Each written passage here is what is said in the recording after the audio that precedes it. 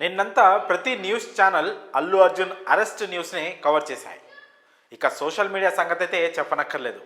ఉన్నది లేనిది కలిపి కొడుతూ పిచ్చెక్కించే థంబ్నెయిల్స్తో హంగామా సృష్టించాయి. సో ఓవరాల్గా శుక్రవారం శనివారం మధ్యాహ్నం వరకు కూడా మీడియా సంస్థలన్నీ బన్నీ అరెస్ట్, రిమాండ్, బెయిల్ వార్తలనే చూపించాయి. పుష్ప సినిమాతో దేశవ్యాప్తంగా గుర్తింపు పొందాడు. పాన్ ఇండియా స్టార్గా ఎదిగిన హీరో. ఇటీవలే ఉత్తమ నటుడిగా నేషనల్ అవార్డు కూడా అందుకున్నాడు.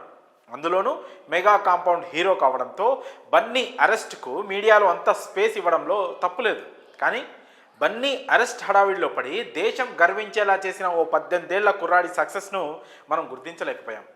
సెన్సేషన్ వెనుక పరిగెడుతూ ప్రపంచానికి మన సత్తా ఏంటో చాటిన ఓ మాస్టర్ మైండ్ గెలుపును సెలబ్రేట్ చేసుకోలేకపోయాం. ఇంతకీ ఎవరా కుర్రాడు? ఏమంత గొప్పగా సాధించాడు అనుకుంటున్నారా? క్రికెట్లో టీమిండియా ఓ చిన్న సిరీస్ విజయం సాధించినా దేశంలో కొన్ని కోట్ల మంది సంతోషపడిపోతారు. ఓ పెద్ద టోర్నీ గెలిస్తే ఎంతో గర్వపడతారు. ఇక వరల్డ్ కప్ గెలిస్తే దేశంలో సంబరాలే సంబరాలు.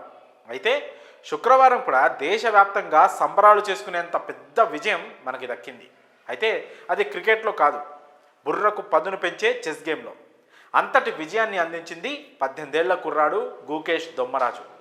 తమిళనాడుకు చెందిన గుకేష్ 2024 నవంబర్ 25 నుంచి డిసెంబర్ 13 మధ్యలో సింగపూర్లో జరిగిన ఫిడే ప్రపంచ చెస్ ఛాంపియన్షిప్ టైటిల్ గెలిచి మన భారతదేశ ఖ్యాతిని మరింత పెంచాడు.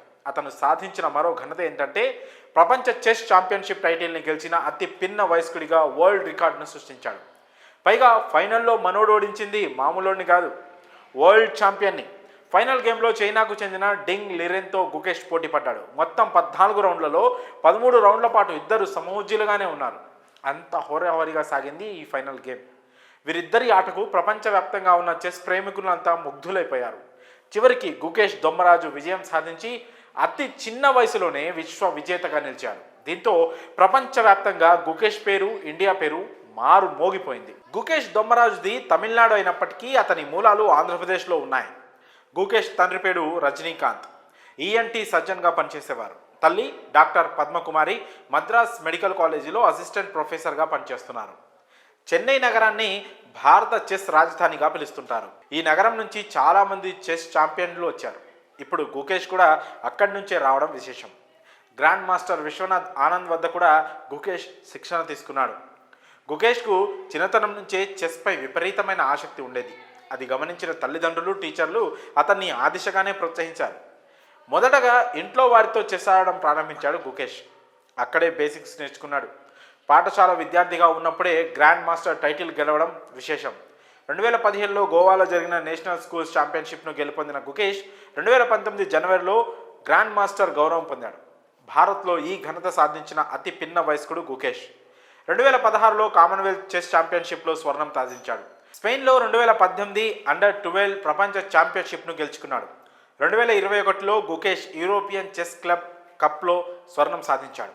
అక్కడ మాగ్నస్ కార్ల్సెన్ పోటీతో పోటీ పడ్డాడు. ఫ్రాన్స్లో కేన్స్ ఓపెన్ 2020, నార్వేజియన్ మాస్టర్స్ 2021, స్పెయిన్లో Menorca Open 2022, elite Norway games 2023తో సహా 10 ఓపెన్ టైటిళ్లను గెలుచుకున్నాడు గుకేష్.